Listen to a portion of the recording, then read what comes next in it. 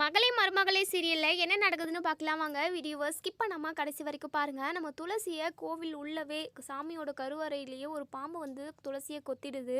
நம்ம துளசி, என்ன சுவாமி நாங்கள் அப்படி என்ன துரோகம் பண்ணிட்டோம், என் அத்தைக்கும் எனக்கும் இப்படி தண்டனையை கொடுத்துட்டே, சரி என் உயிர் போனாலும் சரி பரவாயில்ல, என் அத்தையோட உயிரை மட்டும் நீ காப்பாற்றிடணும் அப்படின்னு சொல்லிட்டு மயங்கி விழுந்துடுறாங்க. இப்போது அந்த கோயிலுக்குள்ளே வந்த ஒரு அம்மா அதை பார்த்ததுமே இப்போது பாம்பு கொத்தின விஷயத்தையுமே தெரிஞ்சுக்கிறாங்க. சின்ன தம்பியுமே பின்னாடி வராங்க.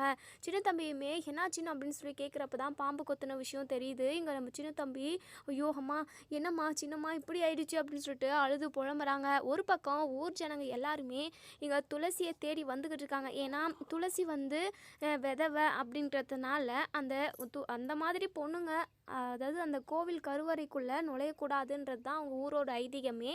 இப்போது நம்ம துளசி என்ன பண்ணுவாங்கன்னே தெரியல.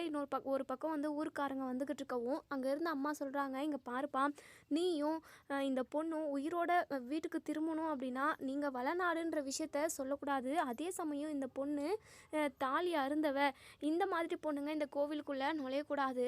இப்போது அந்த பொண்ணோட உயிரை காப்பாற்றணும் அப்படின்னா ஒரே ஒரு வழிதான்ப்பா இருக்குது, நீ வச்சுக்கிட்டு இருக்க தாலியை இந்த பொண்ணு கழுத்தில் கட்டணும்ப்பா அப்படின்னு சொல்லிட்டு இங்கே நம்ம சின்ன தம்பி பயங்கரமாக ஷாக் ஆகுறாங்க. என்னம்மா இவங்க என் சாமி மாதிரி, இவங்க கழுத்தில் நான் எப்படி தாலி கட்ட முடியும்னு சொல்லிட்டு பயங்கரமாக தயங்குறாங்க, யோசிக்கிறாங்க. இப்போது அவங்க சொல்கிறாங்க, இங்கே பாருப்பா, நீ மட்டும் இப்போது தயங்கின அப்படின்னா கண்டிப்பாக இந்த பொண்ணை உயிரோடவே நீ பார்க்க முடியாது அப்படின்னு சொல்கிறாங்க. இதை கேட்டதுமே இங்கே நம்ம சின்ன தம்பி பயங்கரமாக ஷாக் ஆகுறாங்க, அதிர்ச்சி ஆகுறாங்க.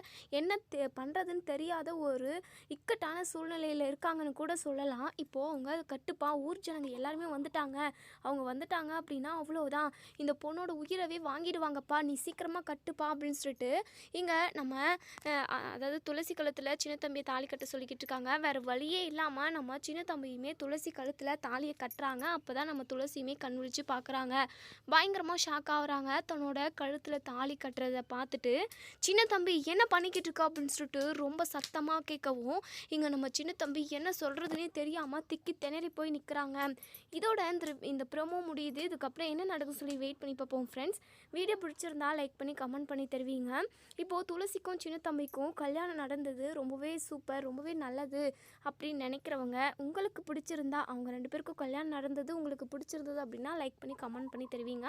தேங்க்யூ.